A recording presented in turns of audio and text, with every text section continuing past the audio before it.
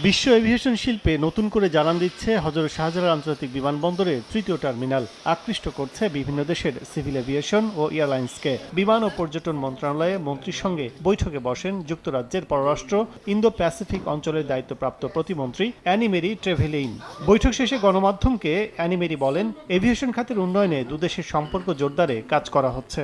পরে বিমানমন্ত্রী ফারুক খান জানান, দেশের এভিয়েশন খাতের নিরাপত্তা, প্রশিক্ষণ ও বিনিয়োগ নিয়ে আগ্রহী ব্রিটেন। আমাদের ট্যুরিজম খাতে তারা বিনিয়োগের কথা বলেছে, আর এভিয়েশন খাতে কিভাবে বিনিয়োগ করবে আগামীতে সেগুলি নিয়ে আলোচনা হবে। তবে সিকিউরিটিতে এই মুহূর্তে প্রধানত কথাবার্তা হয়েছে ট্রেনিং এর ব্যাপারে, আমাদের সিকিউরিটিতে ট্রেনিং দেওয়া এবং সেখানে ট্রেনিং এর সঙ্গে হয়তো বিনিয়োগও হতে পারে। এক প্রশ্নের উত্তরে এয়ারবাস ও বোয়িং এর প্রস্তাবনার বিষয়ে মন্ত্রী বলেন, এ বিষয়ে মূল্যায়ন করছে বিমান।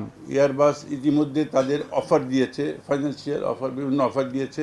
সেই অফারগুলিকে ভালোভাবে স্টাডি করে তারপরে আমরা সিদ্ধান্ত নেব।